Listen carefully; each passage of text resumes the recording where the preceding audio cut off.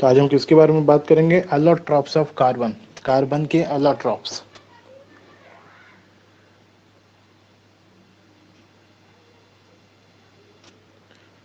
तो पहले बात करते हैं एलोट्रॉप्स होते क्या हैं। पहले बात कर लेते हैं कि एलोट्रॉप्स क्या होते हैं, फिर बात करेंगे कि कार्बन के कितने एलोट्रॉप्स एग्जिस्ट करते हैं, हमको पता है, ठीक है। ये दिख रहा है ना, जो शेयर किया हम स्क्रीन दिख रहा है ना? Yes sir. तो देखिए एलोट्रॉप्स बोलते हैं कि अगर कोई एलिमेंट ना अपने एलिमेंटल फॉर्म में ही अगर एग्जिस्ट करे, क्या करे, अपने एलिमेंटल फॉर्म में किसी के दूसरे एलिमेंट के साथ कंबाइन करके कंपाउंड्स के फॉर्म में नहीं, एलिमेंटल फॉर्म में ही अगर एग्जिस्ट करे ना, तो वैसे फिजिकल जो मैटर होते हैं ना, उसको कहते हैं कि उस एलिमेंट का ये क्या है, एलोट्रॉप है। क्या है? एलोट्रॉप। और डिफरेंट अगर वो तीन से मतलब अगर वो एक से ज़्यादा ऐसे एलिमेंटल फॉर्म में एग्जिस्ट करे जिसका फिजिकल प्रॉपर्टीज अलग अलग हो बट केमिकल प्रॉपर्टीज सेम हो, ठीक है। मतलब जैसे कार्बन का अगर हम बात करें ना, तो ये अपनी डिफरेंट एलिमेंटल फॉर्म में एग्जिस्ट करता है। जैसे जो ग्रेफाइट हो गया ना, वो क्या होता है, प्योर कार्बन होता है, उसमें कार्बन के अलावा और कुछ भी नहीं होता है। जो डायमंड होता है वो आपका प्योर कार्बन होता है, उसमें कार्बन के अलावा कुछ भी नहीं होता है। ये दोनों क्या है, कार्बन का ही एलिमेंटल फॉर्म है, ठीक है, कार्बन का ही एलिमेंटल फॉर्म है। इसमें कार्बन एटम्स के अलावा ना और कोई दूसरे एलिमेंट का एटम्स नहीं है। बट दोनों का जो फिजिकल प्रॉपर्टीज होता है ना, दोनों का अलग अलग होता है। आपको पता है ग्रेफाइट क्या होता है, गुड कंडक्टर ऑफ इलेक्ट्रिसिटी होता है, वो आपका मतलब थोड़ा स्मूथ होता है। जो डायमंड होता है वो बैड कंडक्टर ऑफ इलेक्ट्रिसिटी होता है, वो बहुत हार्ड होता है। दोनों का फिजिकल प्रॉपर्टीज क्या होता है, अलग अलग, बट जो केमिकल प्रॉपर्टीज होता है ना, वो सेम होता है, ठीक है। तो ऐसे मटेरियल्स को जो एग्जिस्ट करता है वो सेम ही एलिमेंट का डिफरेंट फॉर्म्स हो, ठीक है, सेम एलिमेंट का डिफरेंट फिजिकल फॉर्म जो हमको एग्जिस्ट करता है ना, वैसे मटेरियल को क्या कहते हैं, उस एलिमेंट के एलोट्रॉप्स कहते हैं। क्या कहते हैं? एलोट्रॉप्स, ठीक है। तो the element carbon occurs in different forms in nature with widely varying physical properties. जो मेरा कार्बन एलिमेंट्स होता है ना, वो क्या नेचर में ना अपने एलिमेंटल फॉर्म में डिफरेंट डिफरेंट तरह से वो एग्जिस्ट करता है, ठीक है, विथ वेरिंग फिजिकल प्रॉपर्टीज। जो अलग अलग उसके एलिमेंटल फॉर्म होते हैं ना, सारे के फिजिकल प्रॉपर्टीज अलग अलग होते हैं, ठीक है, बट केमिकल प्रॉपर्टीज क्या होते हैं, वो सेम होते हैं। अभी स्ट्रक्चर के बारे में बात करेंगे, फिजिकल प्रॉपर्टी जो होते हैं ना, वो डिफर क्यों होते हैं, क्योंकि वो कार्बन का जो स्ट्रक्चर होता है ना, वो सब में अलग अलग होता है। जो उसके डिफरेंट एलोट्रॉप्स होते हैं ना, उसके डिफरेंट एलोट्रॉप्स में कार्बन डिफरेंट तरह से स्ट्रक्चर का फॉर्मेशन करता है, इसी वजह से फिजिकल प्रॉपर्टीज चेंज होते हैं, अलग अलग हो जाते हैं। बट एट दी एंड जो केमिकल प्रॉपर्टीज होते हैं वो सेम होते हैं, ठीक है। जैसे आपको अगर ग्रेफाइट को आप बर्न कीजिएगा ना, तो आपको सिर्फ कार्बन डाइऑक्साइड ही मिलेगा अगर ऑक्सीजन में बर्न कीजिएगा तो। सेम उसी तरह अगर आप डायमंड को भी बर्न करते हैं ना, तो वो भी क्या देगा, कार्बन डाइऑक्साइड ही देगा। केमिकल प्रॉपर्टीज सेम होते हैं बट फिजिकल प्रॉपर्टीज क्या होते हैं, अलग अलग होते हैं। Both diamond and graphite are formed by carbon atoms. The difference lies in the manner in which the carbon atoms are bonded to one another. यही बात कर रहे हैं, जो एलोट्रॉप्स होते हैं ना, उनके फिजिकल प्रॉपर्टीज अलग अलग किस किस लिए होते हैं, क्योंकि जिस तरह से कार्बन एटम्स अरेंज्ड रहते हैं ना, उसमें जो अरेंजमेंट होता है कार्बन एटम्स का वो डिफरेंट होता है। तो वो डिफरेंट होने की वजह से उनका फिजिकल प्रॉपर्टीज में चेंजेज आ जाते हैं, ठीक है। फिजिकल प्रॉपर्टीज में चेंजेज आ जाने से कोई हार्ड होता है, कोई स्मूथ होता है, किसी का मेल्टिंग पॉइंट ज़्यादा हो जाता है, किसी का मेल्टिंग पॉइंट कम हो जाता है, ठीक है। ये फिजिकल प्रॉपर्टीज क्या होते हैं, डिफर कर जाते हैं। क्यों डिफर कर जाते हैं? Due to the different arrangement of carbon atoms in their structure, ठीक है। सेम चीज यहाँ पे लिखा हुआ है, the different lies in the manner in which the carbon atoms are bonded to one another, ठीक है। In diamond each carbon atom is bonded to 4 other carbon atoms forming a rigid 3 dimensional structure. इसका भी हम clear cut बड़ा structure भी देखेंगे, अभी समझ जाइए यहाँ जो लिखा हुआ है। डायमंड में क्या होता है, डायमंड में क्या होता है, in diamond each carbon atom is bonded to 4 other carbon atoms forming a rigid 3 dimensional structure. Diamond में क्या होता है, जैसे कि ये जो मेरा स्ट्रक्चर गिवन है ना, ये जो मेरा स्ट्रक्चर आपको दिख रहा है, ये वाला स्ट्रक्चर, ये जो दिख रहा है ना, ये क्या है, ये डायमंड का स्ट्रक्चर है। इसको हम अभी इनलार्ज करके भी देखेंगे, ठीक है, इनलार्ज करके एक एक का स्ट्रक्चर हमको देखना है। बट अगर इसमें ध्यान दीजिए ना, तो यहाँ इसमें क्या दिखेगा कि इस डायमंड के स्ट्रक्चर में जो ईच कार्बन आइटम्स होते हैं ना, वो 4 अदर कार्बन एटम्स के साथ बॉन्डेड रहते हैं, ठीक है। तो इसमें इतना स्ट्रांगली वो एक दूसरे से बॉन्डेड रहते हैं कि डायमंड का जो स्ट्रक्चर हो जाता है ना, वो रिजिड 3 डायमेंशनल स्ट्रक्चर हो जाता है, ठीक है। ये 3D स्ट्रक्चर का फॉर्मेशन करते हैं और बहुत ही रिजिड बॉन्डिंग की वजह से डायमंड क्या हो जाता है, आपका हार्ड हो जाता है, ठीक है। उसी तरह अगर हम ग्रेफाइट का बात करें तो इन graphite each carbon atom is bonded to 3 other carbon atoms in the same plane giving a hexagonal array। Graphite में क्या होता है, जो आपका कार्बन एटम्स होते हैं ना, कहा गया इन graphite each carbon atom is bonded to 3 other carbon atoms in the same plane giving a hexagonal array। ये जो आपको स्ट्रक्चर दिख रहा है ना, ये जो आपको स्ट्रक्चर दिख रहा है, ये क्या है, ग्रेफाइट का स्ट्रक्चर। ये क्या है, ग्रेफाइट का स्ट्रक्चर है। और ग्रेफाइट का स्ट्रक्चर कैसा होता है, जो लेयर्स बाय लेयर्स होता है, ठीक है, लेयर्स बाय लेयर्स होता है। जैसे अगर आपको एग्जांपल के तौर पे बताएं तो हेक्सागोनल स्ट्रक्चर होता है। इसमें जो होता है ना, क्या होता है, इस तरह हेक्सागोनल स्ट्रक्चर होता है। ये इसका एक लेयर हुआ, ठीक है। इस तरह का वो सेकेंड लेयर ऊपर में रहता है, उसके बाद थर्ड लेयर रहता है। इस तरह लेयर्स बाय लेयर्स स्ट्रक्चर रहता है। ये सब वंडरवाल फोर्सेस से रहते हैं। सब हम स्ट्रक्चर डिटेल में जाएंगे तो बताएंगे कैसे क्या होता है, ठीक है। तो ग्रेफाइट में क्या होता है, जो ईच कार्बन एटम्स होते हैं वो अदर 3 कार्बन एटम्स के साथ बॉन्डेड रहते हैं, ठीक है। क्या होता है, in graphite each carbon atom is bonded to 3 other carbon atoms in the same plane giving in an hexagonal array. यहाँ जो आपको दिख रहा है, ये क्या दिख रहा है, अगर आप ध्यान दीजिए तो ये क्या दिख रहा है आपको, ये एक प्लेन हो गया, ठीक है। एक प्लेन में हेक्सागोनल का फॉर्म लेकर ये क्या है, कार्बन स्ट्रक्चर एक दूसरे के साथ बॉन्डेड है, ठीक है। उसी तरह जो नीचे वाला दिख रहा है ना, ये एक दूसरे प्लेन में हो गया, ये दूसरे प्लेन में है। बट इसमें भी क्या है, इसमें क्या मिलता है हमको, प्लेनर स्ट्रक्चर मिलता है। क्या मिलता है हमको, प्लेनर स्ट्रक्चर मिलता है, किसका, ग्रेफाइट का। एक उस तरह आपको और भी मिला है ढेर सारा। जैसे कि एक और मिला है कार्बन 60 C60, जिसको नाम देते हैं बकमिनिस्टर फ्लोरेंस, ठीक है। और भी टोटल 6 आपको कार्बन का अगर आप बात कीजिएगा ना, तो आपको टोटल कितना मिला है, 6 एलोट्रॉप्स कार्बन का हमको पता है। बट बेसिकली आपको जानना कितने के बारे में है, मेन तो मेरा 2 इंपॉर्टेंट हो गया, एक ग्रेफाइट और एक डायमंड। इस दोनों के बारे में जानना है और इसके फिजिकल प्रॉपर्टीज के डिफरेंस के बारे में जानना है और क्यों होता है इसके बारे में जानना है, ठीक है। इस दोनों के स्ट्रक्चर के बारे में भी जानना है कि डायमंड का स्ट्रक्चर किस तरह से होता है, ग्रेफाइट का स्ट्रक्चर किस तरह से होता है, और दोनों में जो डिफरेंस आता है, वास्ट डिफरेंस आता है दोनों का फिजिकल प्रॉपर्टीज का। आप ग्रेफाइट यूज करते हैं पेंसिल का नोक पर, आप ग्रेफाइट कहाँ यूज करते हैं, पेंसिल का नोक पर। उसको आप क्या करते हैं, आराम से आप पाउडर्ड फॉर्म में आप कन्वर्ट कर सकते हैं ना, पाउडर्ड फॉर्म में कन्वर्ट कर सकते हैं। ग्रेफाइट का यूज होता है एज ए लुब्रिकेंट, आप ग्रेफाइट का यूज करते हैं, ठीक है, सॉलिड लुब्रिकेंट। जो इंडस्ट्रीज वगैरह में जाइएगा ना, तो लुब्रिकेशन के लिए ग्रेफाइट का यूज किया जाता है, क्योंकि वो इतना स्मूथ होता है। वही अगर हम बात करें डायमंड का, तो डायमंड आप यूज करते हैं, सबसे हार्डेस्ट मटेरियल ऑन अर्थ है, ठीक है। इसको कोई दूसरा कोई एलिमेंट इसको ना तो काट सकता है ना ही स्क्रैच कर सकता है, ठीक है। सबसे हार्डेस्ट एलिमेंट है। दोनों क्या है, कार्बन का ही फॉर्म है, कार्बन का ही एलिमेंटल फॉर्म है। बस दोनों में क्या है, फिजिकल प्रॉपर्टीज में जमीन आसमान का फर्क है। क्यों ये फर्क है, सिर्फ फर्क है इसका फिजिकल स्ट्रक्चर की वजह से, ठीक है। दोनों का फिजिकल जो स्ट्रक्चर है ना, जो कार्बन एटम्स का अरेंजमेंट है ना, वो डिफरेंस होने की वजह से दोनों का फिजिकल प्रॉपर्टीज में जमीन आसमान का फर्क हो जाता है। तो these two different structure result in diamond and graphite having very different physical properties, even though their elemental properties are the same, their chemical properties are the same। दोनों के chemical properties क्या होते हैं, सेम होते हैं, but different carbon atoms के arrangement की वजह से दोनों के फिजिकल प्रॉपर्टीज क्या कर जाते हैं, डिफर कर जाते हैं। तो diamond is the hardest substance known while graphite is smooth and slippery. अभी हम बात किए कि दोनों कार्बन का ही फॉर्म है, बट जो डायमंड होता है हार्डेस्ट मटेरियल ऑन अर्थ है, वाइल जो आपका ग्रेफाइट होता है वो क्या होता है, स्मूथ होता है और स्लिपरी होता है। Graphite is also a very good conductor of electricity unlike other non metals that you studied in the previous chapter। Diamonds can be synthesized by subjecting pure carbon to very high pressure and temperature। These synthesis diamonds are small but are otherwise indistinguishable। अगर हम Florence की बात करें तो Florence form another class of carbon allotropes. Florence में क्या होता है, अगर बकमिनिस्टर फ्लोरेंस की बात करें तो इसमें 60 कार्बन एटम्स, इसमें क्या करते हैं, 60 कार्बन एटम्स एक दूसरे के साथ बॉन्ड करके एक स्फेरिकल स्ट्रक्चर का फॉर्मेशन कर लेते हैं, क्या करते हैं, एक स्फेरिकल स्ट्रक्चर का फॉर्मेशन कर लेते हैं। ये जो आपको दिख रहा है ना, ये क्या है, बकमिनिस्टर फ्लोरेंस है। इसका नाम क्या है, बकमिनिस्टर फ्लोरेंस है। इसमें जो अगर आप इस पूरे स्फेयर को देखिएगा ना, तो इसमें टोटल आपको कितना कार्बन एटम्स दिखेंगे, 60 कार्बन एटम्स। और एक दूसरे के साथ ये कैसे बॉन्डेड रहते हैं, एक दूसरे के साथ सिंगल कोवलेंट बॉन्ड के साथ ये बंधे हुए रहते हैं और क्या करते हैं, एक स्फेरिकल स्ट्रक्चर का फॉर्मेशन कर लेते हैं। किस केस में, बकमिनिस्टर फ्लोरेंस के केस में।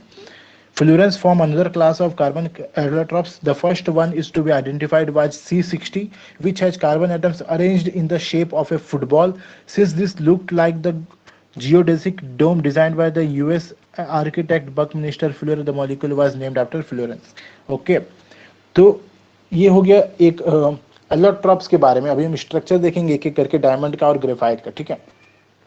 तो अगर आपसे कोई पूछे, जैसे एग्जाम से पूछा जाता है कि what is an allotrope, allotrope किसको कहते हैं, ठीक है, एलोट्रॉप हम किसको कहते हैं, तो जो एलिमेंटल फॉर्म ऑफ कार्बन है having different physical properties but same chemical property. क्या बोलेगा आप, the elemental form of carbon which exist in nature having different physical properties but same chemical properties are known as allotropes of carbon, ठीक है। और अगर आप बोलिएगा example के लिए, तो एग्जाम्पल के लिए ग्रेफाइट हो गया। आप 3 ही एग्जाम्पल दिए, ज्यादा एग्जाम्पल देने की जरूरत नहीं है। ग्रेफाइट हो गया, डायमंड हो गया, और क्या हो गया, बकमिनिस्टर फ्लोरेंस हो गया, ठीक है। चलिए अब देखते हैं हम स्ट्रक्चर का। पहले क्या हुआ, बोलिए। कुछ नहीं। अब स्ट्रक्चर देखते हैं, पहले ग्रेफाइट के देखते हैं, फिर हम डायमंड के देखते हैं। यही दो मेरे लिए सबसे ज्यादा इंपॉर्टेंट है, ग्रेफाइट और डायमंड।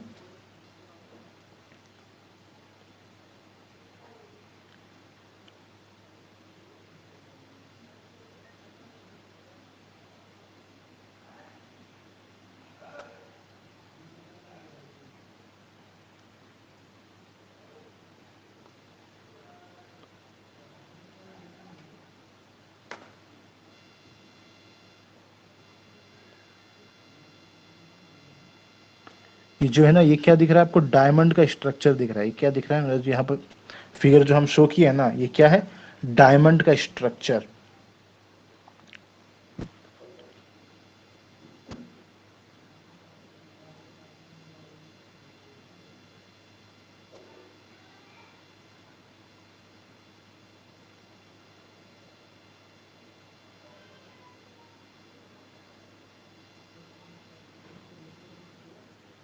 ये क्या है, डायमंड का स्ट्रक्चर। तो जैसा कि हम बात किए, डायमंड में क्या होता है, जो इच कार्बन एटम्स होते हैं ना, वो 4 अदर कार्बन एटम्स के साथ सिंगल बॉन्ड बनाए हुए रहते हैं, ठीक है।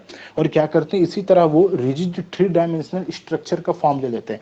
यहाँ जो दिख रहा है ना, यहाँ जो आपको स्ट्रक्चर दिख रहा होगा, इसमें चलिए हम एक कार्बन एटम को उठाते हैं और देखते हैं कि उसका बॉन्डिंग किस तरह से किया, ठीक है। चलिए कोई भी एक रैंडम उठा लेते,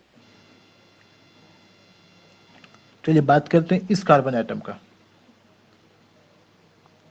अगर हम इस कार्बन एटम को देखें, इसको चलिए गौर करते हैं इसको, तो इसका अगर हम बॉन्डिंग देखें तो आप देख पाइएगा ये क्या किया है, इसके साथ बनाया है एक सिंगल बॉन्ड, इसके साथ बनाया है एक सिंगल बॉन्ड, इसके साथ बनाया है एक सिंगल बॉन्ड, फिर इसके साथ बनाया एक सिंगल बॉन्ड।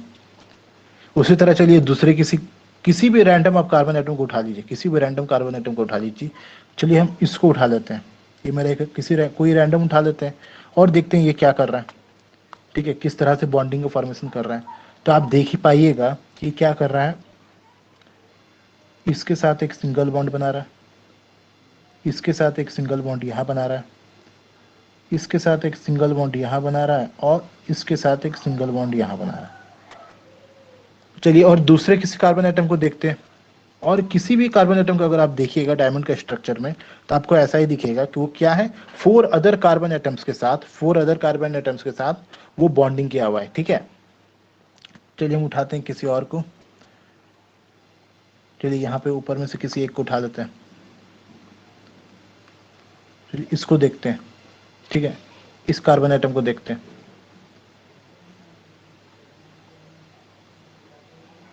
तो आपको क्या दिखेगा कि ये जो है, इसके साथ एक सिंगल बॉन्ड यहाँ बनाया हुआ है, इसके साथ एक सिंगल बॉन्ड यहाँ बनाया हुआ है, इसके साथ एक सिंगल बॉन्ड यहाँ बनाया हुआ है, और चौथा भी होगा, इसके ऊपर में एक चौथा भी ऐसा होगा जिसके साथ एक क्या होगा, एक सिंगल बॉन्ड बनाया हुआ होगा, ठीक है। ये तो एक पार्ट है ना, इस पूरे स्ट्रक्चर का एक पार्ट है। ये क्या है, एक पूरा एक रिजिड स्ट्रक्चर होता है, 3 डायमेंशनल स्ट्रक्चर होता है, एक क्यूबिकल फॉर्म में पूरा एक स्ट्रक्चर होता है। ठीक है, इसका जो एक स्ट्रक्चर होता है ना, कुछ ऐसे क्यूबिकल फॉर्म में रहता है पूरा। क्या रहता है, एक पूरे क्यूबिकल फॉर्म में आपको दिखेगा ये।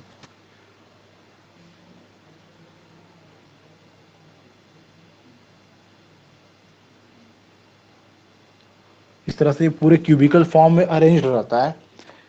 ठीक है, तो इसका स्ट्रक्चर देखिएगा तो आपको कैसे दिखेगा कि जो ईच कार्बन एटम होता है ना, वो 4 अदर कार्बन एटम्स के साथ क्या होता है, सिंगल बॉन्ड का फॉर्मेशन किए हुए रहते हैं। और इसी तरह से वो क्या करते हैं, एक रिजिड 3 डायमेंशनल स्ट्रक्चर का फॉर्मेशन कर लेते हैं। और इससे क्या होता है, देखिए, fragment of the carbon, fragment of the diamond giant structure, इस पूरे जो डायमंड का जो जाइंट स्ट्रक्चर होता है ना, उसका क्या है, ये छोटा सा एक फ्रेगमेंट है। ठीक है, एक छोटा सा एक टुकड़ा उठा के लाए हैं, उसका उसमें हम क्या कर रहे हैं, ऑब्जर्वेशन कर रहे हैं कि किस तरह से कार्बन एटम्स क्या है, अरेंज्ड है। तो आपको क्या दिखेगा कि each carbon atom is linked to 4 other carbon atom के साथ लिंक्ड दिखेगा। ठीक है, तो इसी रीजन की वजह से, इसी स्ट्रॉन्ग बॉन्डिंग की वजह से, इसमें जितने भी आपको कार्बन एटम्स दिखेंगे ना, सारे के सारे क्या होंगे, 4 अदर कार्बन एटम्स के साथ बॉन्डिंग रहेंगे। और इस स्ट्रॉन्ग बॉन्डिंग की वजह से यही कारण होता है ना कि डायमंड क्या हो जाता है, इतना हार्ड हो जाता है। ठीक है, क्योंकि ये बॉन्ड का तोड़ना ही बहुत मुश्किल हो जाता है।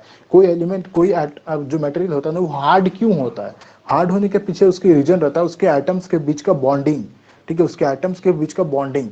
तो जितना स्ट्रांग वो बॉन्डिंग होगा ना, उतना आपको उतना ज़्यादा मेहनत करना पड़ेगा क्या, उस डायमंड को, मतलब उस मटेरियल को ब्रेक करने के लिए। ठीक है, उस मटेरियल को कोई नुकसान पहुंचाने के लिए आपको उतना ज़्यादा एफर्ट लगाना पड़ेगा। ठीक है, तो इस डायमंड के केस में क्या हो रहा है, इसके जो एटम्स है ना, वो इतने स्ट्रांगली बॉन्डेड है एक दूसरे से कि वो क्या करते हैं, इस डायमंड को क्या करता है, सबसे hardest material on planet earth, ठीक है, बना देता है।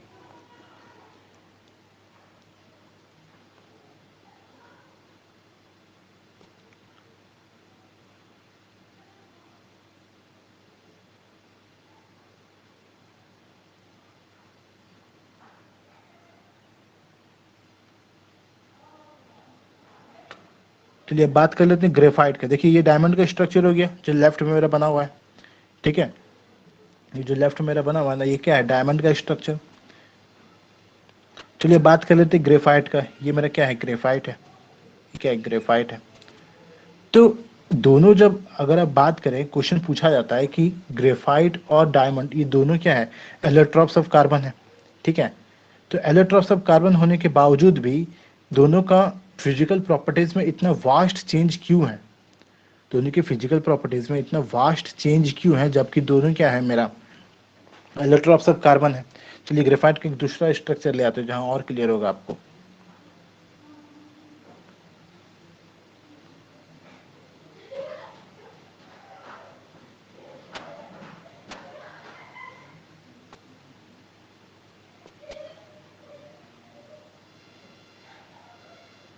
देखिए, ग्रेफाइट का जो स्ट्रक्चर होता है ना, वो कुछ ऐसा होता है कि उसके जो ये क्या करते हैं ना, लेयर्स बनाते हैं। ग्रेफाइट क्या करता है, लेयर्स का फॉर्मेशन करता है। ठीक है, किस तरह से लेयर्स का फॉर्मेशन करता है, जो कार्बन एटम्स होते हैं ना, वो क्या करते हैं, अरेंज होते हैं कि इस तरह से कि वो, मतलब एक प्लेन हुआ, दूसरे प्लेन हुआ, तीसरा प्लेन हुआ, चौथा प्लेन हुआ, इस तरह वो प्लेन्स में बनाते हैं। ठीक है, जैसे कि ये जो आपको दिख रहा है ना, ये जो दिख रहा है ना, इसमें क्या है, इसमें कार्बन एटम्स एक दूसरे से अरेंज्ड है। ये क्या है, अरेंज्ड है। और किस तरह से अरेंज्ड है कि एक कार्बन एटम क्या है, 3 अदर कार्बन एटम्स के साथ लिंक्ड है। क्या है, 3 अदर कार्बन एटम्स के साथ लिंक्ड है। उसमें से एक के साथ वो डबल बॉन्ड में रहता है, यहाँ पे शो नहीं किया गया है। ठीक है, एक के साथ वो डबल बॉन्ड का फॉर्मेशन करता है और बाकी के साथ क्या करता है, सिंगल सिंगल बॉन्ड का फॉर्मेशन करता है। बट ना, इसमें ऐसे नहीं होता है। डायमंड के केस में क्या होता था कि जो अगर एक कार्बन एटम है ना, तो वो जो है 4 अदर कार्बन एटम के साथ बॉन्डिंग रहेगा। फिर ये जो कार्बन एटम हो गया, ये फिर क्या हो गए, 4 अदर्स के साथ बॉन्डेड रहेगा। ठीक है, ये जो होगा, ये भी क्या होगा, 4 अदर्स के साथ बॉन्डेड रहेगा। ठीक है, तो डायमंड के केस में क्या होता था, उसके जो एटम्स रहते थे ना, उसके जितने भी कार्बन एटम्स रहते थे, वो क्या करते थे, 4 अदर कार्बन एटम्स के साथ बॉन्डेड रहते थे। तो उससे क्या होता था, एक पूरा क्लोजली पैक्ड रिजिड स्ट्रक्चर मिल जाता था। बट ग्रेफाइट ऐसा नहीं करता है। ग्रेफाइट क्या करता है, वो लेयर्स में अरेंज होता है।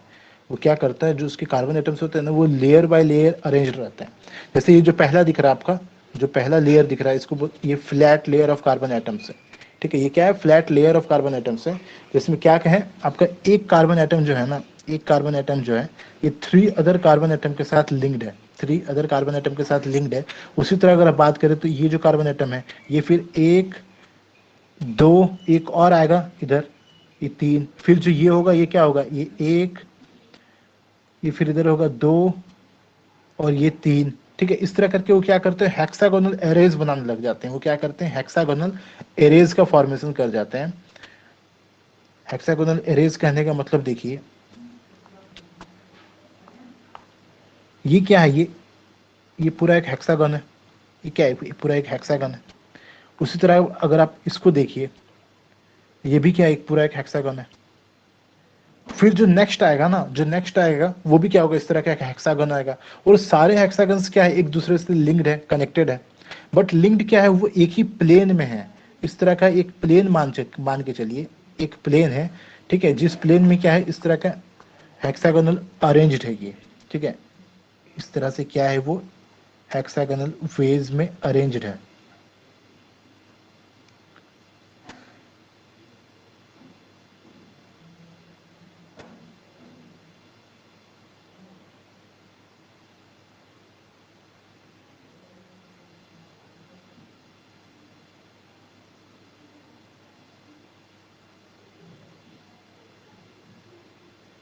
इस तरह से क्या है, वो हेक्सागोनल एरेज में अरेंज्ड है। और अरेंज होके क्या करते हैं, वो एक प्लेन का फॉर्मेशन करते हैं, एक फ्लैट लेयर बनाते हैं कार्बन एटम्स का।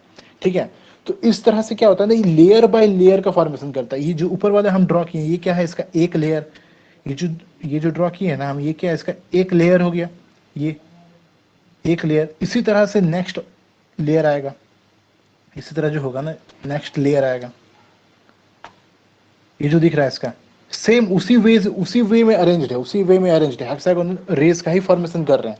बट क्या है, ये नेक्स्ट प्लेन में है, उसके साथ नहीं है। इसका एक कार्बन एटम, जो इसका जो एक कार्बन एटम है ना,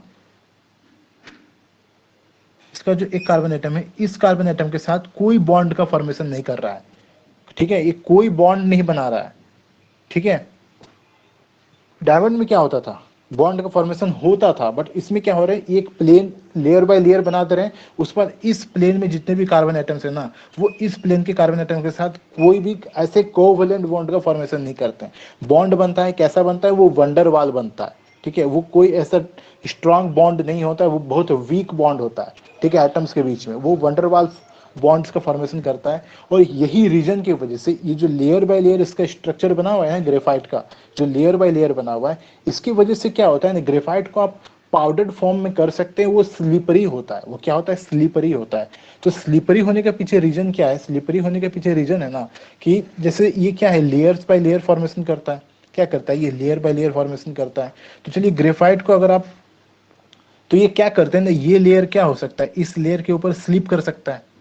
जो इसका ये पहला लेयर है, ये क्या कर सकता है, इस सेकंड लेयर के साथ क्या कर सकता है, स्लिप कर सकता है। ये जो इसका पहला लेयर है, ये क्या कर सकता है, अपने सेकंड लेयर के ऊपर स्लिप कर सकता है। उसी तरह जो सेकंड लेयर है, ये क्या कर सकता है, अपने थर्ड लेयर के साथ स्लिप कर सकता है। ठीक है, तो ये स्लिपिंग जो प्रॉपर्टी होता है ना, ये स्लिपिंग प्रॉपर्टी इसी वजह से होता है, क्योंकि ग्रेफाइट का जो स्ट्रक्चर होता है ना, वो क्या होता है, इस तरह से वो लेयर्स बाय लेयर्स का फॉर्मेशन करता है। ठीक है, समझ आया ग्रेफाइट का स्ट्रक्चर। Yes sir. देखिए वही चीज यहाँ भी लिखा हुआ है। ये जो आपको बॉन्ड दिख रहा है ना, ये जो बॉन्ड्स दिख रहा है आपको, ये जो बॉन्ड्स दिख रहा है, ये सब जो बॉन्ड्स दिख रहा है ना, ये क्या है, वीक वंडरवाल फोर्सेस है। ये बहुत वीक फोर्सेस है। इसको तोड़ने के लिए आपको ज़्यादा एफर्ट लगाने की जरूरत ही नहीं है, ये आराम से टूट जाता है। इसी वजह से ग्रेफाइट को आप आराम से पाउडर्ड फॉर्म में कर सकते हैं। आपका जो पेंसिल है ना, जो पेंसिल है उसका जो लीड है, उस लीड को क्या कर सकते हैं, आप आराम से निकाल के उसको पाउडर फॉर्म में बना सकते हैं, आराम से बना सकते हैं। बट वही जो पेंसिल के अंदर अगर हम डायमंड लगा देना और आपको बोले कि क्या करो, उसको पाउडर फॉर्म में करो, वो इम्पॉसिबल है, आप कर ही नहीं सकते। ठीक है, डायमंड को आप तोड़ना इम्पॉसिबल है। बस डायमंड को कौन हार्म कर सकता है, एक दूसरा डायमंड। दूसरे डायमंड के अलावा बाकी और कोई भी एलिमेंट डायमंड को एक स्क्रैच तक नहीं लगा सकता, एक स्क्रैच तक नहीं लगा सकता। बट वही ग्रेफाइट की बात करें तो इस ग्रेफाइट को आप इजीली पाउडर्ड फॉर्म में कन्वर्ट कर सकते हैं। ठीक है, क्यों कर सकते हैं? क्योंकि जो इनके जो स्ट्रक्चर होता है ना वो कुछ इसी तरह से होता है कि वो लेयर्स बाय लेयर कार्बन अपने जो एरेज का फॉर्मेशन करते हैं, और इस लेयर्स बाय लेयर एरेज का फॉर्मेशन करने की वजह से ये ग्रेफाइट क्या होता है, ये पाउडर्ड फॉर्म में भी हो सकता है और ये स्लिपरी भी होता है। इसका स्लिपरी होने की रीजन की वजह से इसको हम एज ए लुब्रिकेंट भी यूज करते हैं। ठीक है, as a solid lubricant industries में यूज किया जाता है ग्रेफाइट को। तो ये जो आपको येलो कलर से जो बना है ये इसका वीक वंडरवाल फोर्सेस है, और जो इसके ये जो बॉन्ड्स है ना, और जो इसके ये बॉन्ड्स है ये क्या है, स्ट्रॉन्ग कोवेलेंट बॉन्ड्स है। ये क्या है, स्ट्रॉन्ग कोवेलेंट बॉन्ड्स है। इस बॉन्ड को तोड़ना मुश्किल होता है, ठीक है, उतना भी मुश्किल नहीं होता है, बट मुश्किल होता है। बट जो ये जो येलो वाला हम ड्रॉ किए ना, ये क्या है, वीक वंडरवाल फोर्सेस है, जिसको तोड़ना बहुत ही ईजी होता है। ठीक है, समझ आ गया? Yes sir. तब कोई अगर पूछे कि क्वेश्चन पूछे यही चीज कि जो डायमंड होता है और ग्रेफाइट होता है, दोनों क्या होता है, आपका एलोट्रॉप्स ऑफ कार्बन होता है, बट दोनों की फिजिकल प्रॉपर्टीज में इतने वास्ट डिफरेंस क्यों होते हैं? ठीक है, ग्रेफाइट क्या होता है, गुड कंडक्टर ऑफ इलेक्ट्रिसिटी होता है। ठीक है, तो ग्रेफाइट का अगर आप देखिए ना तो इसमें क्या है, कोई कोई कार्बन आइटम्स आपको ऐसे मिल जाएंगे ना जिसमें क्या है, कुछ बॉन्ड्स नहीं बने हुए रहेंगे, तो मतलब आपको फ्री इलेक्ट्रॉन्स मिल सकता है। तो इसी वजह से जो ग्रेफाइट होता है ना वो क्या करता है, इलेक्ट्रिसिटी को कंडक्ट करता है। ठीक है, बट डायमंड क्या करता है, इलेक्ट्रिसिटी को कंडक्ट नहीं करता है। ग्रेफाइट क्या होता है, स्मूथ एंड स्लिपरी होता है। डायमंड क्या होता है, हार्ड होता है। वाई में पूछते कि क्यों होता है, तो आपको क्या करना है ना, उस वक्त क्या करना है, आपको स्ट्रक्चर को ड्रॉ करके बताना है कि देखिए डायमंड का जो स्ट्रक्चर होता है ना वो कुछ इस तरह से होता है। ये जो दिखाए थे ना अभी हम,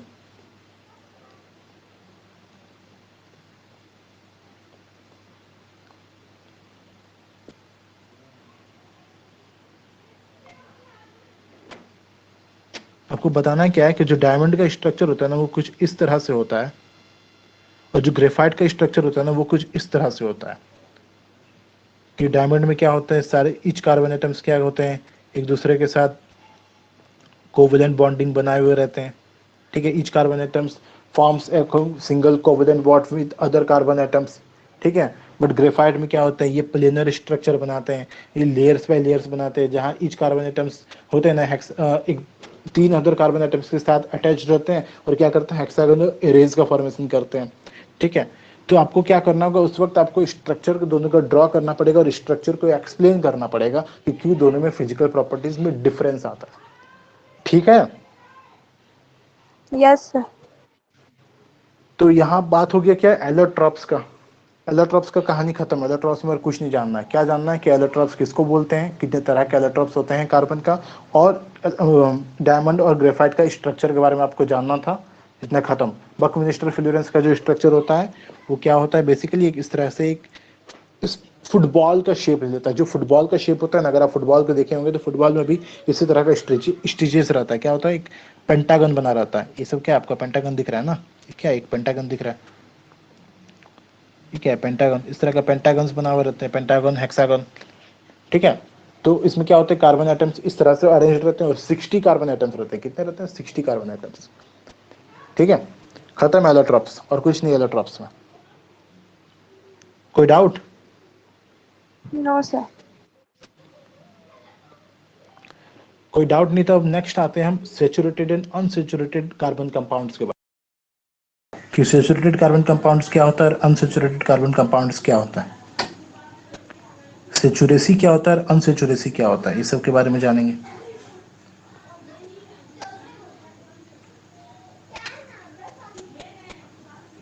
उससे पहले थोड़ा ऑर्गेनिक कंपाउंड्स के बारे में जान लेते हैं कि ऑर्गेनिक कंपाउंड्स बेसिकली क्या होते हैं, ऑर्गेनिक कंपाउंड्स किसको कहते हैं। ठीक है, तो एक लाइन में अगर जवाब दें तो जितने भी नेचुरल अकरिंग कंपाउंड्स होते हैं ना, जितने भी नेचुरल अकरिंग कार्बन कंपाउंड्स होते हैं, ठीक है, उनको क्या कहा जाता है, ऑर्गेनिक कंपाउंड्स। तो जब हम कल बताए थे, कल जब हम नेचर बता रहे थे, वर्सेटाइल नेचर ऑफ कार्बन, उसमें हम 2 रीजन बताए थे कि कार्बन का ऐसा क्या प्रॉपर्टी होता है, कार्बन क्यों इतने ज़्यादा, मतलब इतने लार्ज अमाउंट में कंपाउंड्स का फॉर्मेशन कर पाता है। ठीक है, कार्बन में ऐसा क्या खास प्रॉपर्टी होता है कि वो इतने लार्ज अमाउंट ऑफ कंपाउंड्स का फॉर्मेशन कर पाता है। तो उसमें 2 प्रॉपर्टी हम बताए थे। किस दो, कौन सा 2 प्रॉपर्टी होता है? पहला उसका टेट्रा वैलेंसी। ठीक है, पहला क्या उसका टेट्रा वैलेंसी, इसका वैलेंसी 4 होने की वजह से। दूसरा इसका कैटिनेशन प्रॉपर्टी। ठीक है, पहला होता है उसका टेट्रा वैलेंसी, तो इसका 4 वैलेंसी होने की वजह से ये क्या कर सकता है, सिंगल बॉन्ड का भी फॉर्मेशन कर सकता है, डबल बॉन्ड का भी फॉर्मेशन कर सकता है, ट्रिपल बॉन्ड का भी फॉर्मेशन कर सकता है, विथ कार्बन एटम्स के साथ भी और अदर एलिमेंट्स के एटम्स के साथ भी। ठीक है, तो ये तो एक अपना यूनिक बात हुआ ही, ये क्या कर सकता है, अपने ही कार्बन एटम्स और जो अदर एलिमेंट के एटम्स है उसके साथ वो सिंगल बॉन्ड भी बना सकता है, डबल बॉन्ड का भी बना फॉर्मेशन कर सकता है और ट्रिपल बॉन्ड का भी फॉर्मेशन कर सकता है। ठीक है, ये पहला हुआ क्या, टेट्रा वैलेंसी। दूसरा क्या हुआ, कैटेनेशन प्रॉपर्टी। दूसरा क्या हुआ, कैटेनेशन प्रॉपर्टी। तो कैटेनेशन प्रॉपर्टी में हम बताए थे कि कार्बन में एक यूनिक एबिलिटी होता है कि अपने ही कार्बन एटम्स के साथ ये लॉन्ग चेन्स का फॉर्मेशन कर सकता है। ठीक है, carbon has the unique ability to form long chains with other carbon atoms. ठीक है, और ये लॉन्ग चेन्स जो होते हैं वो स्ट्रेट चेन भी हो सकते हैं, ब्रांच चेन भी हो सकते हैं, यहाँ तक कि रिंग स्ट्रक्चर भी हो सकते हैं। ठीक है, तो कार्बन का इस दोनों यूनिक प्रॉपर्टी की वजह से क्या होता है ना, कार्बन क्या करते हैं, लार्ज नंबर ऑफ कंपाउंड्स का फॉर्मेशन कर पाता है। ठीक है, so the two characteristic features seen in carbon, that is tetravalency and catenation, put together give rise to a large number of compounds. Many have the same non-carbon atoms or group of atoms attached to different carbon chains. These compounds were initially extracted from natural substances, and it was thought that these carbon compounds or organic compounds could only be formed within a living system. That is, it was postulated that a vital force was necessary for their synthesis. But carbon compounds, except for oxides of carbon, carbonate and hydrogen carbonate salts, continue to be studied under organic chemistry. ठीक है, तो carbon की कैसे compounds को हम organic chemistry के दायरे से बाहर रखते हैं, तो जो ऑक्साइड्स ऑफ कार्बन होते हैं, जो कार्बन के ऑक्साइड्स होते हैं, ठीक है, तो उस ऑक्साइड्स को हम साइड में रखते हैं। जो कार्बन के कार्बोनेट्स होते हैं और जो हाइड्रोजन कार्बोनेट्स होते हैं और कार्बन के सॉल्ट्स हो गए, ये सब जो कुछ कंपाउंड्स हैं ना, इसको हम क्या करते हैं, ऑर्गेनिक केमिस्ट्री के दायरे से बाहर रखते हैं। किस लिए हम इसको दायरे से बाहर रखते हैं, क्योंकि ये जो दिख रहा है ना, कार्बन का ऑक्साइड हो गया या फिर कार्बोनेट हो गया या फिर हाइड्रोजन कार्बोनेट हो गया या सॉल्ट्स हो गया, इसको आप केमिकल लैब में फॉर्मेशन कर सकते हैं। मतलब कि नेचुरली तो ये पाया ही जाता है, उसके बावजूद भी आप सिंथेसाइज कर सकते हैं, सिंथेसिस इसका पॉसिबल होता है। और भी ऑर्गेनिक कंपाउंड्स का भी होता है, ऐसा बात नहीं है। आप मीथेन वगैरह भी बनाया जाता है, आप लैब में बना सकते हैं, मीथेन गैस का फॉर्मेशन होता है। ठीक है, जो आप वो करते हैं ना, बायोमास सुने हैं, जो बायोगैस सुने हैं, बायोगैस का नाम सुने हैं, यस सर। जो काउ डंग से बायोगैस का फॉर्मेशन किया जाता है, वो बायोगैस बेसिकली क्या होता है, वो मीथेन गैस होता है। ठीक है, मीथेन गैस का यूज किया जाता है। अब जो बायोमास होता है, मीथेन गैस का यूज किया जाता है आपको कुकिंग वगैरह के लिए। ठीक है, तो उसका भी सिंथेसाइज किया जाता है। बट ये सारे कार्बन कंपाउंड्स को एक्सेप्शन में रखा गया है। इस सारे को क्या किया है, ऑर्गेनिक केमिस्ट्री के दायरे में हम इसको नहीं पढ़ते हैं। ठीक है, किन किन को, ऑक्साइड्स ऑफ कार्बन को, कार्बन के जो कार्बोनेट्स होते हैं, जो उनके हाइड्रोजन कार्बोनेट्स होते हैं, जो कार्बन के सॉल्ट्स होते हैं ना, इन सारे को छोड़कर बाकी जो कार्बन के बाकी एलिमेंट्स के साथ जो कंपाउंड बनाता है, जैसे हम कार्बोक्सिलिक एसिड में जो पढ़ते हैं ना, तो वहाँ COOH होता है जो ऑक्सीजन के साथ बनाता है, ऑक्सीजन और हाइड्रोजन के साथ बनाता है। एल्डिहाइड में भी हम CHO पढ़ते हैं। ठीक है, जो अल्कोहल होता है उसमें COH पढ़ते हैं। ठीक है, जो आपका कीटोन्स होता है उसमें CO पढ़ते हैं, कार्बन और ऑक्सीजन का। ठीक है, तो बाकी सबका हम स्टडी करते ही है। हाइड्रोकार्बन्स भी पढ़ते हैं, ऑक्सीजन और हाइड्रोजन के साथ जो बनाता है उसको भी पढ़ते हैं, साइनाइड्स वगैरह को भी पढ़ा जाता है, नाइट्रोजन के साथ जो बनाता है उसको भी हम पढ़ते हैं। ठीक है,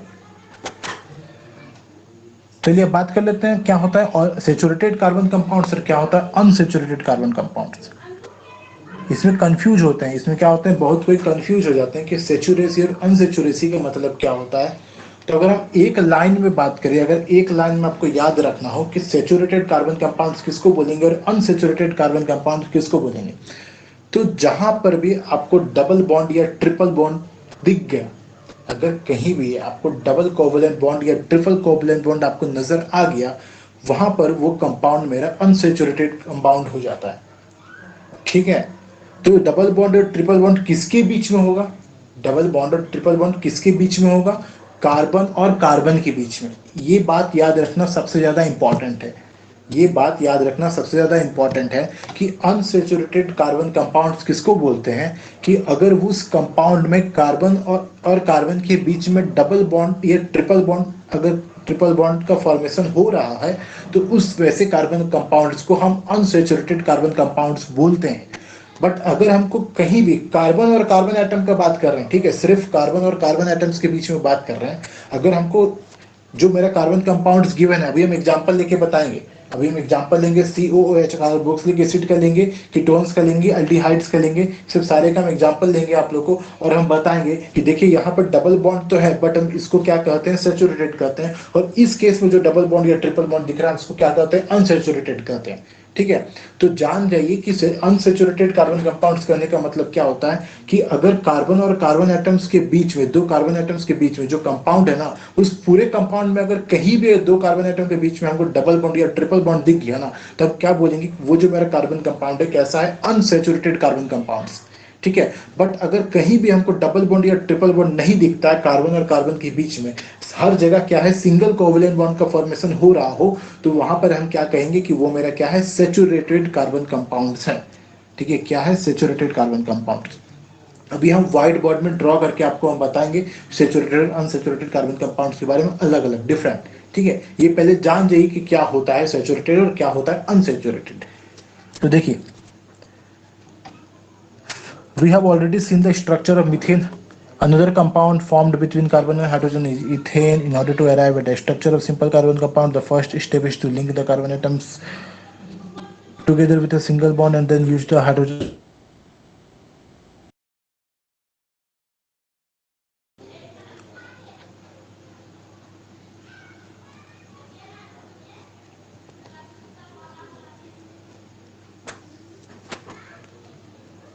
चलिए पहले बात कर लेते हैं हम सैचुरेटेड कार्बन कंपाउंड्स के बारे में। Saturated carbon compounds,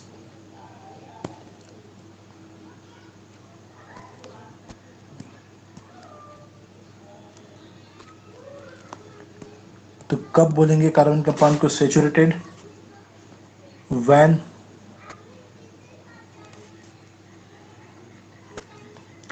there is only carbon carbon single covalent bond। जब कार्बन कार्बन के बीच में, जब दो कार्बन एटम्स के बीच में सिर्फ सिंगल कोवेलेंट बॉन्ड का फॉर्मेशन हो रहा हो, उस केस में क्या कहेंगे कि वैसा सैचुरेटेड, वैसा कार्बन कंपाउंड्स क्या है, मेरा सैचुरेटेड कार्बन कंपाउंड्स। ध्यान रखना है, बार बार बोल रहे हैं, सिर्फ कार्बन और कार्बन एटम को देखना है। कार्बन अगर किसी दूसरे एलिमेंट के साथ अगर डबल बॉन्ड बना रहा है दूसरे एलिमेंट के एटम के साथ, उससे हमको कोई फर्क नहीं पड़ता है। जब तक कार्बन और कार्बन एटम के बीच में सिंगल कोवेलेंट बॉन्ड का फॉर्मेशन हो रहा है, तब तक वो कार्बन कंपाउंड मेरा क्या होगा, सैचुरेटेड कार्बन कंपाउंड होगा। चलिए एग्जांपल देते हैं।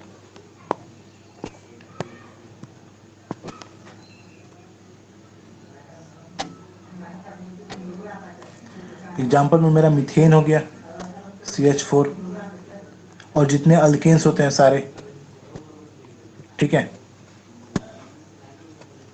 ऑल अल्केन्स, जितने अल्केन्स होते हैं, अगर हम बात करें तो इथाइल अल्कोहल, ये भी सैचुरेटेड होता है। एसिड की बात करें तो एसिटिक एसिड बोल देते हैं, तो एसिटिक एसिड होता है। ये हो गया, ये सब सारे क्या है आपके सैचुरेटेड कार्बन कंपाउंड से। क्या है, सैचुरेटेड कार्बन कंपाउंड। कैसे सैचुरेटेड है, अभी चलिए मीथेन की जगह, चलिए एक और लिख देते हैं, इथेन की बात कर लेते हैं। क्या करते हैं, इथेन।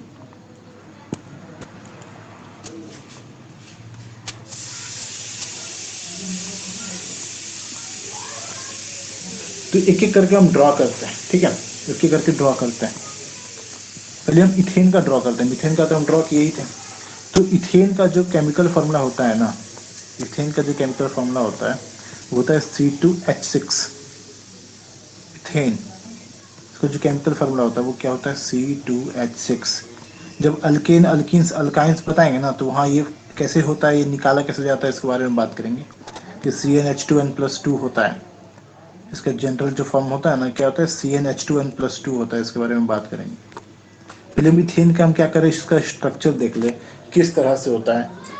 तो इथेन का जो स्ट्रक्चर होता है ना वो कुछ इस तरह से होता है कि ये एक कार्बन एटम हुआ, ये दूसरा कार्बन एटम हुआ, ये एक हाइड्रोजन यहाँ, एक हाइड्रोजन यहाँ, एक हाइड्रोजन यहाँ, एक यहाँ, एक यहाँ और एक यहाँ। सबके बीच में क्या है, एक सिंगल बॉन्ड। सबके बीच में क्या है, एक एक सिंगल बॉन्ड का फॉर्मेशन किया हुआ है। आपको कहीं नहीं देखना, आपको देखना क्या है, बस दोनों कार्बन एटम्स को देखना है, इसको और इसको। तो इस दोनों कार्बन एटम के बीच के आपको बॉन्ड को देखना है। क्या करना है, इस दोनों कार्बन एटम के बीच में जो बॉन्ड है ना, इस बॉन्ड को देखना है। अगर ये बॉन्ड आपको सिंगल कोवेलेंट दिख रहा है तो ये मेरा क्या है, सेचुरेटेड। ठीक है, क्या है ये, सेचुरेटेड कार्बन कंपाउंड है। तो चलिए इथेन के अलावा एक और एग्जांपल ले लेते हैं, जो हायर अल्केन्स की बात कर लेते हैं। हम बात कर लेते हैं किसका, चलिए प्रोपेन का बात कर लेते हैं। क्या बात कर लेते हैं, प्रोपेन।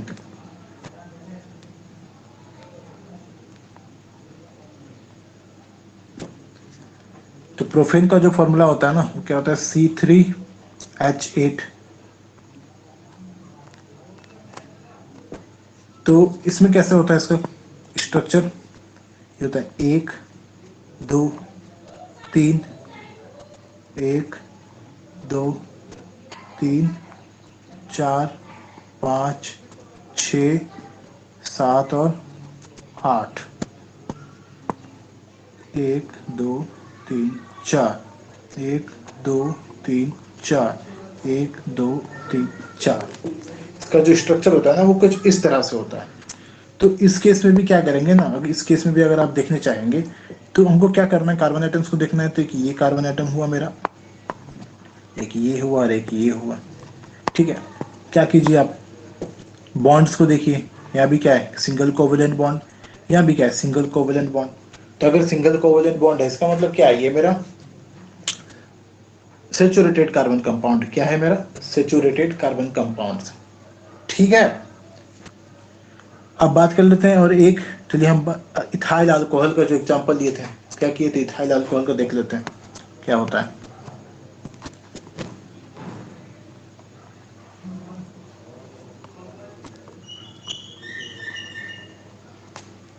इसका फॉर्मूला होता है C2H5OH।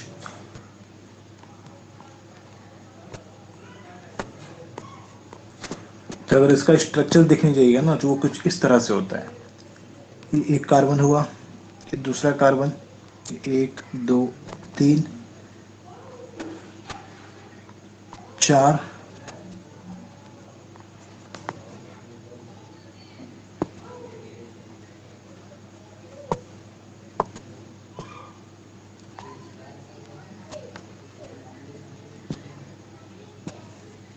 एक हाइड्रोजन यहाँ,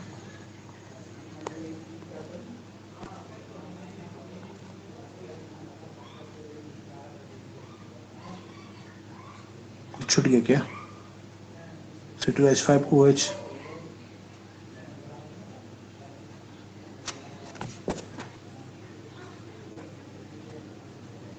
नहीं ऐसे नहीं होता, ये तो एल्डिहाइड्स का हो जाता है, सॉरी सॉरी सॉरी सॉरी, ये एल्डिहाइड्स में हो जाता है। यहाँ क्या होता है, OH होता है, क्या होता है, OH होता है। इन्हें एल्डिहाइड बना दिए थे, CHO बना दिए थे। यहाँ क्या होता है, OH होता है।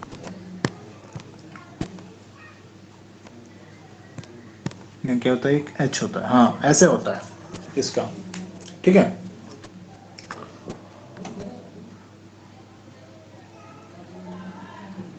अभी कंप्लीट नहीं हुआ क्या, 1 2 3 4, एक नीचे।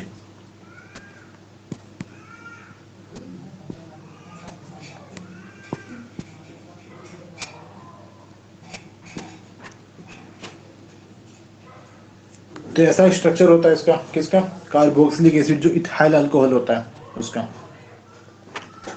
तो नेक्स्ट हम बात कर लेते हैं, चलिए किसी कीटोन को ले लेते हैं। ठीक है, कोई कीटोन को ले लेते हैं।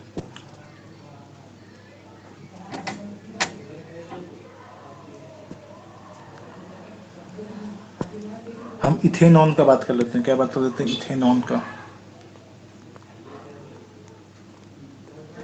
इथेनॉन, इसका जो फॉर्मूला होता है ना C2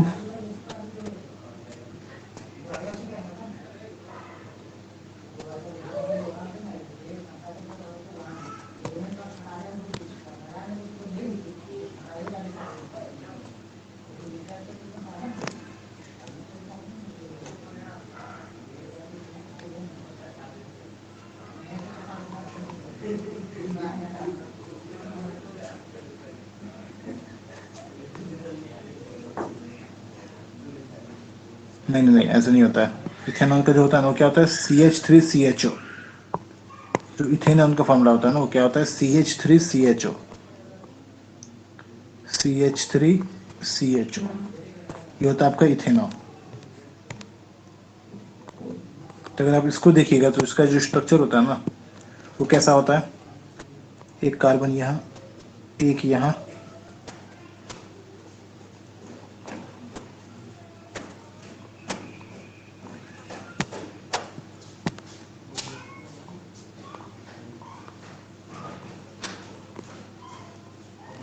ऐसा होता है इथेनॉल का स्ट्रक्चर। अभी ध्यान में दीजिए कि ये क्या होता है, ये कीटोन्स क्या होता है, ये एल्डिहाइड्स, ठीक है।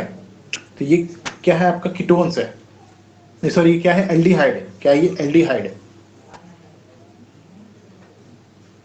ये एल्डिहाइड है ना, तो इथेनॉल नहीं होगा, ये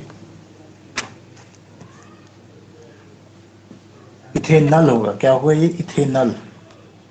क्या होगा ये, इथेनल होगा।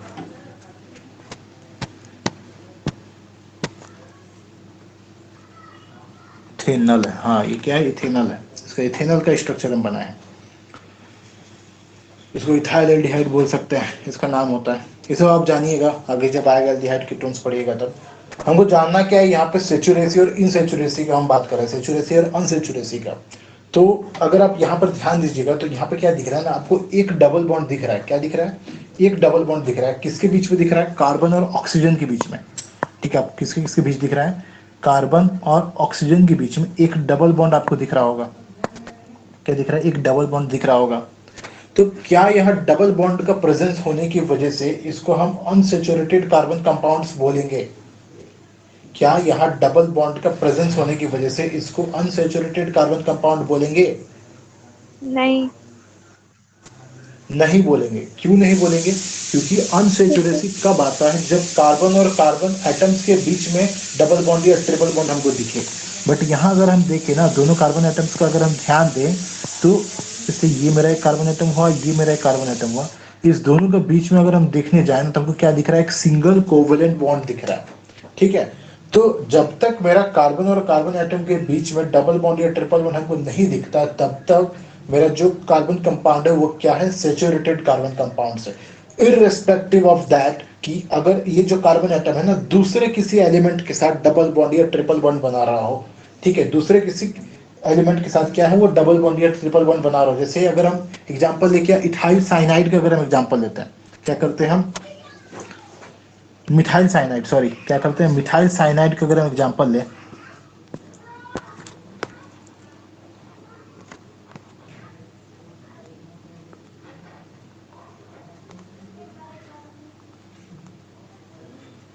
मिथाइल साइनाइड का एग्जांपल लेते हैं, इसका जो केमिकल फॉर्मूला होता है वो क्या होता है, CH3CN। ठीक है, ये होता है इसका केमिकल फॉर्मूला मिथाइल साइनाइड। इसका अगर एग्जाम वो देखने जाइएगा ना केमिकल स्ट्रक्चर, वो कैसा होता है, ये एक कार्बन एटम हुआ, ये एक हुआ, एक नाइट्रोजन हुआ, यहाँ हुआ, दिस दिस एंड दिस।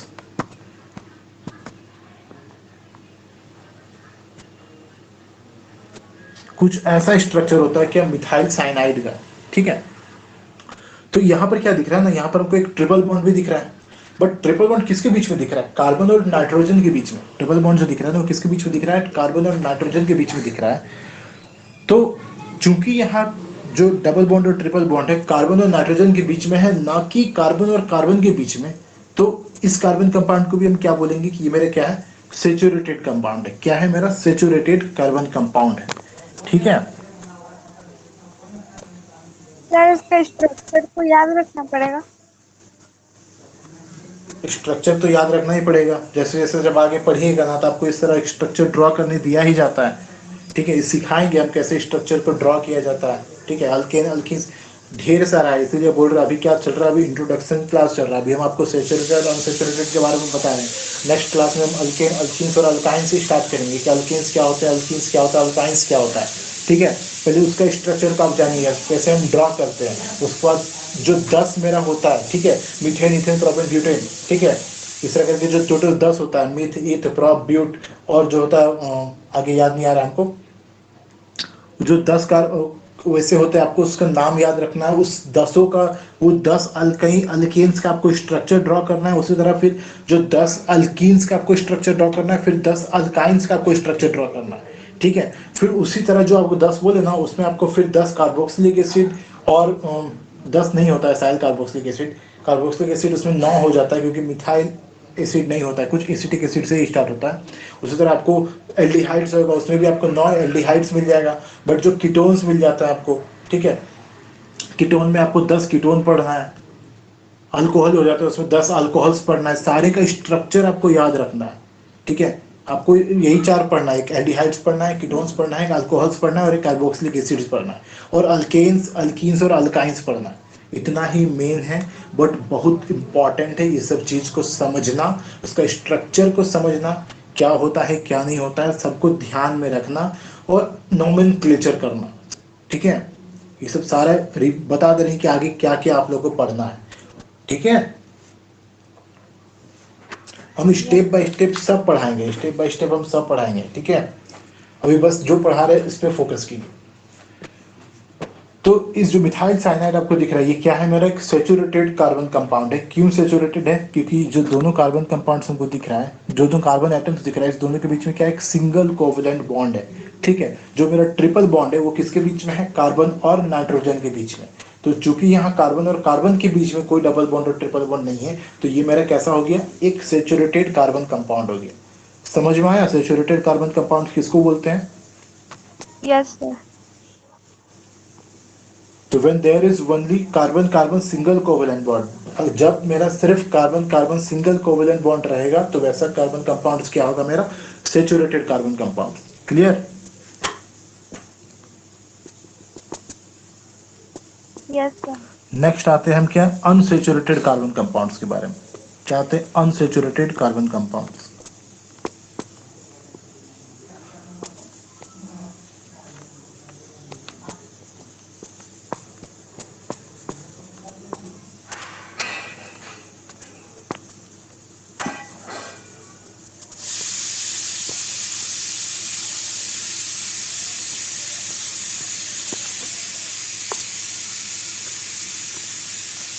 तो कब बोलेंगे कि मेरे जो कार्बन कंपाउंड है वो अनसैचुरेटेड है? When there is carbon carbon double और ट्रिपल बॉन्ड।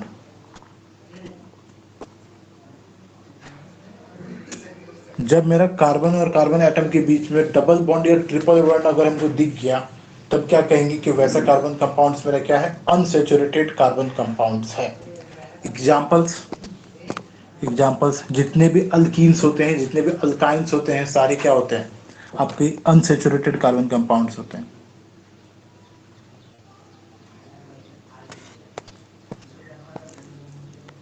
ऑल अल्कीन्स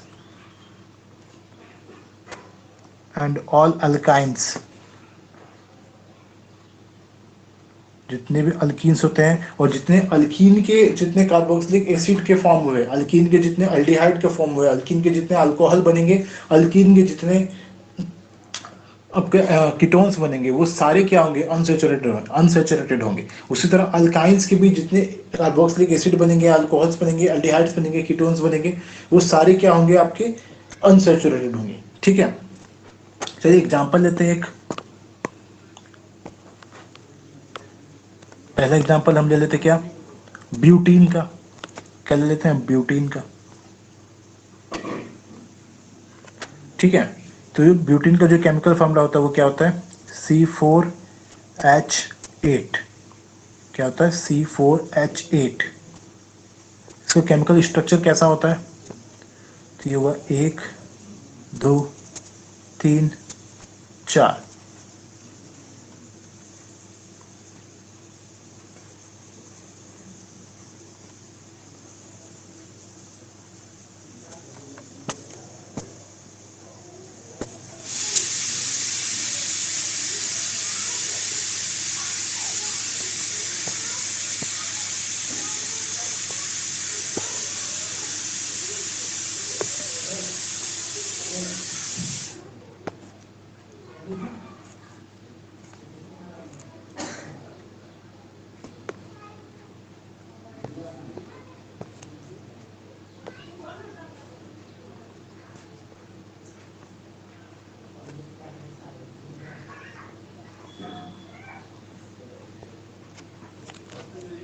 ये किसका स्ट्रक्चर हो गया? ब्यूटीन का। ठीक है, तो इसमें अगर आप देखिए तो इसमें आपको क्या दिख रहा है? इस कार्बन एटम और इस कार्बन एटम के बीच में आपको डबल बॉन्ड का फॉर्मेशन दिख रहा है। ठीक है, इस कार्बन एटम और इस कार्बन एटम के बीच में अगर हम इसको एटम 1 बोल दें, इसको अगर एटम 2 बोल दें, इसको चलिए इसको अगर हम एटम 1 बोल देते हैं, इसको हम एटम 2 बोल दें, तो एटम 1 और एटम 2 के बीच में आपको क्या दिख रहा है? एक डबल कोवेलेंट बॉन्ड दिख रहा है, एक डबल कोवेलेंट बॉन्ड का फॉर्मेशन दिख रहा है। तो अगर आपको एक डबल बॉन्ड दिख गया कार्बन और कार्बन के बीच में, तो वैसा कंपाउंड मेरा क्या हो जाता है? अनसैचुरेटेड कार्बन कंपाउंड हो जाता है। ठीक है, उसी तरह हम नेक्स्ट एग्जांपल लेते हैं, दूसरा।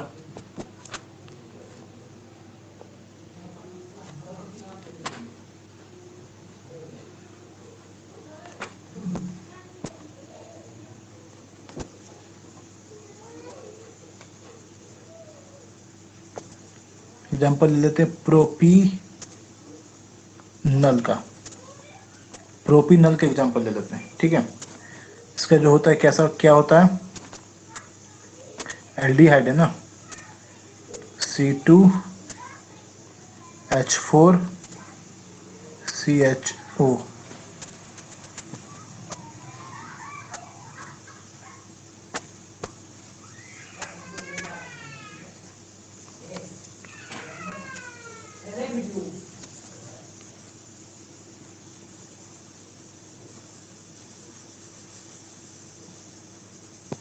देखिए क्या होता है, इसका स्ट्रक्चर कैसा होता है।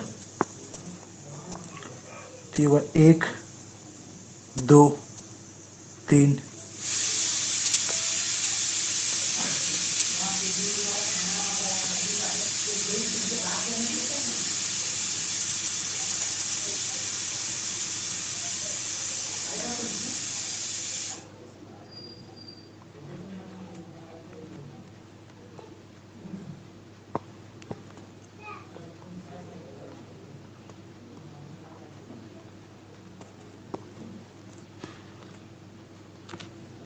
ये ऐसा स्ट्रक्चर किसका होता है? प्रोपीनल का।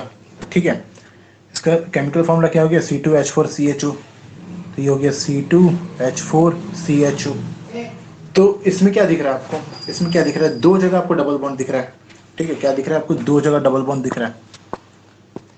एक दिख रहा है आपको यहाँ और एक दिख रहा है आपको यहाँ। हमको लेना देना किससे है?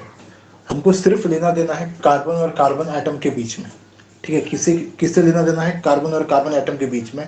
तो यहाँ पे क्या दिख रहा है? ये जो दोनों कार्बन एटम्स हो गए, ये और ये दोनों कार्बन एटम्स हो गए, इस दोनों के बीच में हमको एक डबल बॉन्ड का फॉर्मेशन दिख रहा है। तो जहां पर भी हमको एक डबल कोवेलेंट बॉन्ड दिख गया, ठीक है, तो वहां मेरा वो कार्बन कंपाउंड कैसा हो जाता है? अनसेचुरेटेड कार्बन कंपाउंड हो जाता है। क्या हो जाता है वो? अनसेचुरेटेड कार्बन कंपाउंड हो जाता है। ठीक है,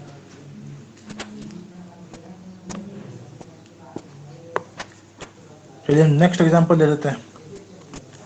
नेक्स्ट ले लेते हैं हम किसका? नेक्स्ट ले लेते हैं हम प्रोपाइन का।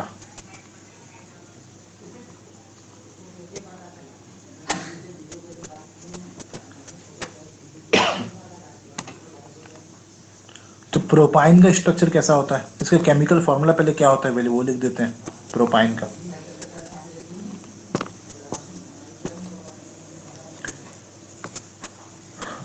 इसका होता है C3H4। ये सब सारा आपको याद याद नहीं करना है, इसका फार्मूला होता है, ट्रिक होता है, ठीक है। बताएंगे अल्किन एल्कीन्स में, आप अपने आप लिख लीजिएगा C3H4 कैसे हो रहा है, H6 कैसे हो रहा है, H5 कैसे हो रहा है, वो अपने आप लिखने सीख जाइएगा धीरे धीरे। तो इसका अगर स्ट्रक्चर ड्रॉ करें हम तो कैसा होता है, ये हुआ 1 2 3, 1 2 3,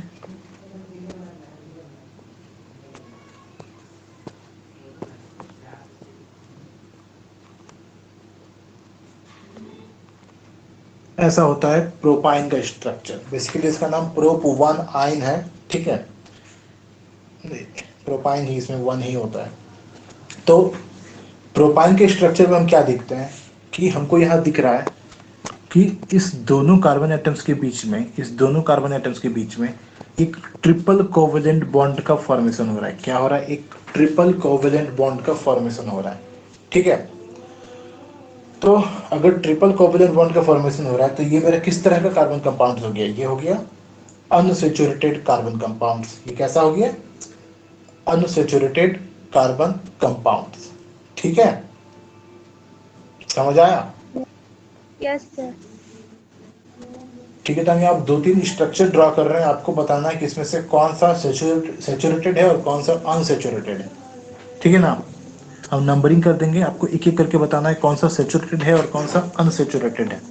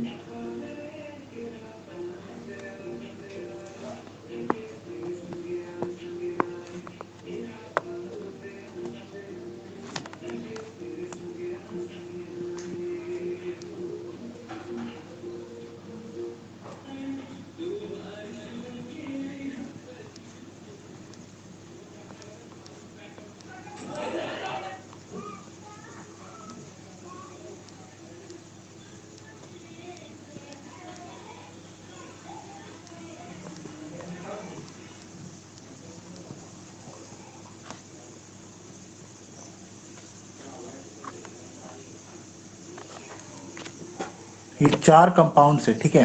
ये 4 कार्बन कंपाउंड्स हम ड्रॉ किए हैं आपको। इसमें हमको 1 बाय 1 बताइए कि कौन सा मेरा सेचुरेटेड है और कौन सा मेरा अनसेचुरेटेड कार्बन कंपाउंड्स। एक और बताने दीजिए, रुकिए।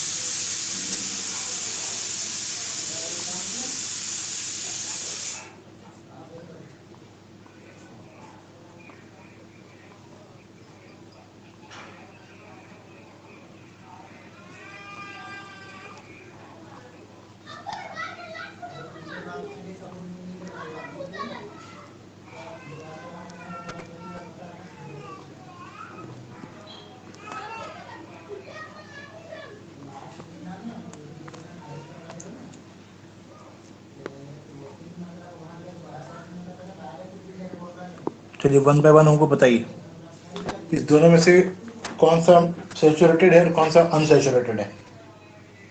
दोनों अनसेचुरेटेड है, दोनों क्या है? अनसैचुरेटेड है। क्यों है? क्योंकि कार्बन फर्स्ट वाला में भी कार्बन का बॉन्डिंग डबल कोवलेंट बॉन्ड है और सेकंड वाला में ट्रिपल कोवलेंट बॉन्ड है। हाँ, यहाँ जो फर्स्ट वाला दिख रहा है इसमें भी क्या है, इस दोनों कार्बन एटम के बीच में हमको क्या दिख रहा है? एक डबल कोवलेंट बॉन्ड दिख रहा है। इस वजह से क्या है, ये अनसैचुरेटेड है। क्या है ये? अनसैचुरेटेड है। अनसैचुरेटेड। सेकंड वाला क्यों है? कि इसमें ट्रिपल कोवलेंट बॉन्ड बन रहा है। यहाँ पे जो दिख रहा है, क्या दिख रहा है हमको? ट्रिपल कोवलेंट बॉन्ड दिख रहा है। इसकी वजह से ये भी क्या हो गया मेरा? अनसैचुरेटेड। चलिए थर्ड वाला बताइए। ये भी अनसेचुरेटेड, क्यों है अनसैचुरेटेड? क्योंकि इसमें भी दो कार्बन एटम के बीच में डबल कोवलेंट बॉन्ड है। यहाँ पे क्या दिख रहा है हमको? Double covalent bond. तो इसकी वजह से ये भी क्या हो गया मेरा? अनसैचुरेटेड।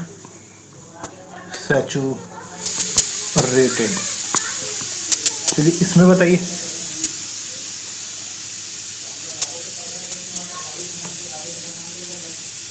ये क्या है मेरा? सैचुरेटेड है या अनसैचुरेटेड है? अनसेचुरेटेड, क्यों है अनसैचुरेटेड? क्योंकि इसमें भी डबल कोवलेंट बॉन्ड बन रहा है। यहाँ पे जो दिख रहा है, क्या दिख रहा है हमको? Double covalent bond. इस वजह से ये भी मेरा क्या हो गया? अनसैचुरेटेड हो गया। चलिए लास्ट वाला बताइए, सैचुरेटेड है या अनसैचुरेटेड है? अनसेचुरेटेड, क्यों है अनसैचुरेटेड? क्योंकि इसका भी डबल कोवलेंट बॉन्ड बन रहा है। यहाँ पे अगर देखिएगा तो क्या मिल रहा है आपको? Double covalent bond. तो इस वजह से ये भी क्या हो गया मेरा? अनसैचुरेटेड। मतलब समझ आ गया क्या होता है सैचुरेटेड, क्या होता है अनसैचुरेटेड? ठीक है, आ गया ना? Yes sir, yes sir. हाँ। तो अगर कोई भी आपको कार्बन का कंपाउंड दे दे, आपको पहचानने के लिए बोला जाए कि ये सैचुरेटेड कार्बन कंपाउंड है, ये अनसैचुरेटेड कार्बन कंपाउंड है, आप उसको कैसे पहचानिएगा? आपको ढूंढना क्या है? बेसिकली आपको सिर्फ ढूंढना है कार्बन और कार्बन के बीच में डबल बॉन्ड या ट्रिपल बॉन्ड, और किसी भी एलिमेंट के एटम से हमको लेना देना नहीं है। हम क्या ढूंढना है? सिर्फ कार्बन और कार्बन एटम के बीच में डबल बॉन्ड या ट्रिपल बॉन्ड। अगर मिल जाता है तो वैसा कार्बन कंपाउंड मेरा अनसैचुरेटेड हो जाएगा। अगर नहीं मिलता है तो वैसा कार्बन कंपाउंड मेरा क्या हो जाएगा? सैचुरेटेड कार्बन कंपाउंड हो जाएगा। ठीक है? Yes sir. ठीक है, फिर आज इतने ही भर रहने देते हैं। नेक्स्ट क्लास में स्टार्ट करेंगे हम, आपको अल्केन्स के बारे में बताएंगे। ठीक है, थोड़ा बहुत तीनों के बारे में पहले ब्रीफ में बताएंगे, क्या होता है अल्केन, क्या होता है अल्कीन, क्या होता है अल्काइन। उसके बाद हम अल्केन्स स्टार्ट करेंगे। ठीक है, अल्केन्स में आपको जो 10 तरह के अल्केन्स होते हैं उस सारे के बारे में पहले बताएंगे कि कैसे क्या होता है। कार्बन, अगर एक कार्बन है तो उसको क्या बोलते हैं, दो कार्बन है तो उसको क्या बोलते हैं, तीन कार्बन है तो क्या बोलते हैं, चार कार्बन है तो क्या बोलते हैं। उस तरह करके टोटल 10 कार्बन के तक हम लोग को पढ़ना है। उस सारे का नाम आपको एक टेबल दिखाएंगे, आपको टेबल में वो सारे नाम रहेंगे, आपको उसको याद रखना है। और उस सारे का स्ट्रक्चर कैसे ड्रॉ करते हैं ना, आपको ये याद रखना है। और उसका जो एक जनरल फॉर्म होता है, अगर 10 के अलावा अगर कोई भी बोल दे कि एक अल्केन है जिसमें इतने कार्बन एटम्स है तो उसमें कितने हाइड्रोजन एटम्स होंगे, तो उसका एक जनरल फॉर्मूला होता है, वो आपको हम बताएंगे। ठीक है, इसी तरह करके अल्कीन्स का भी होगा तो होता है, इसी तरह अल्काइंस का भी होता है। पहले अल्केन्स का हम बात करेंगे, उसके बाद अल्केन के अंदर ही अल्केन का कार्बोक्सिलिक एसिड, नहीं अभी नहीं बात करेंगे। पहले अल्केन, अल्कीन, अल्काइन अलग तीनों सेपरेटली पढ़ा लेंगे, फिर पहुंचेंगे next time alcohols, carboxylic acid, aldehydes और कीटोन्स। ठीक है? Yes sir. ठीक है, फिर मिलते हैं नेक्स्ट क्लास में। थैंक यू ज्वाइन होने के लिए। See you next in next class. Okay, bye.